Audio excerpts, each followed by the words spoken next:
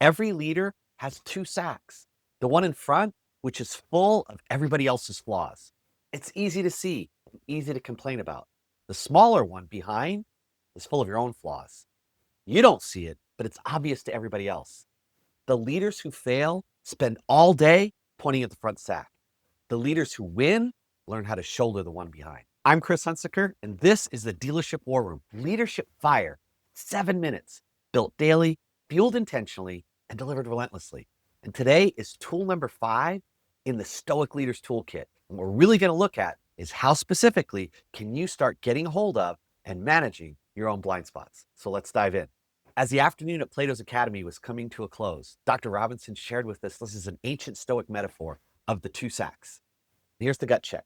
90% of managers spend almost all of their time, energy, and effort on the faults of their team, the faults of the market, the faults of the OEM. But here's the real truth, that the handbrake to performance is your own blind spots. That's what's slowing you down. That's what's getting in the way of moving to your next level. Sean, this is you. You want better people. If you just had a better team, if the OEM didn't make it so difficult, if Gen Z just weren't so entitled, you'd crush it. But what if the real problem isn't them? What if it's you? The Stoics call this objectivity. Modern science calls it feedback loops. But either way, blind spots kill leaders. Because here's the hard truth. Your team already knows your weaknesses.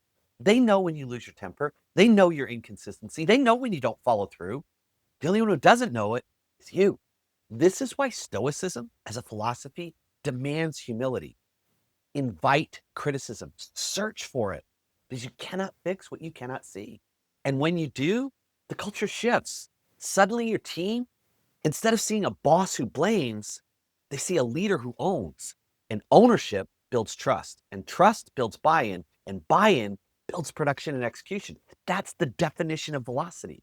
The fastest way to build consistency in your team is to get more consistent with yourself. The sack behind you is definitely smaller, but it's far heavier than you think. I love this example from Gandhi. One time a woman brought her son to Gandhi and said, "I need you to help my son to quit eating sugar so much." And he said, "Okay, bring him back in a month and I'll talk to him." And a month later, she came back and he did. And the mom asked, "Why did you have to wait a month to talk to him?" And he looked at her and he said, "Because I had to first stop eating sugar myself before I can help your son do it." Your consistency is the greatest predictor of your team's consistency. So now let's cross that insight to action bridge that only you can cross, only you can make. And I'm going to ask you to please find one trusted person in your life and quietly, openly, vulnerably sit down and ask him this question. What's one thing I can't see in myself that's costing us execution? And then pause, shut up, and listen. And no matter what they say, no matter how much you want to disagree with it, force yourself, make yourself stay centered and say, can you give me an example? What causes you to say that?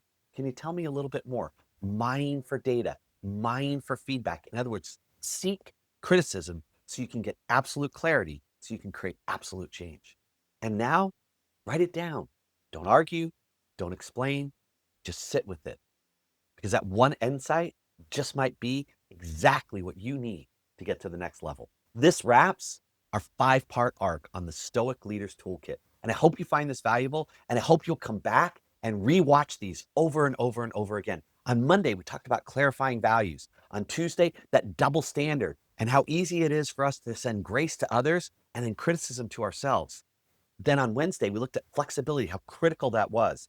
On Thursday, we looked at third-person self-talk and its ability to absolutely change your performance. And today, we faced our blind spots and what that means when we own them and take them on. That is what the ancient Stoics called wisdom under pressure. We are just getting started. Next week, we're going to open up a new front in the war room. Until then, own your flaws, sharpen your edge, go out today and create real leadership fire in your store. And I will see you Monday in the Dealership War Room.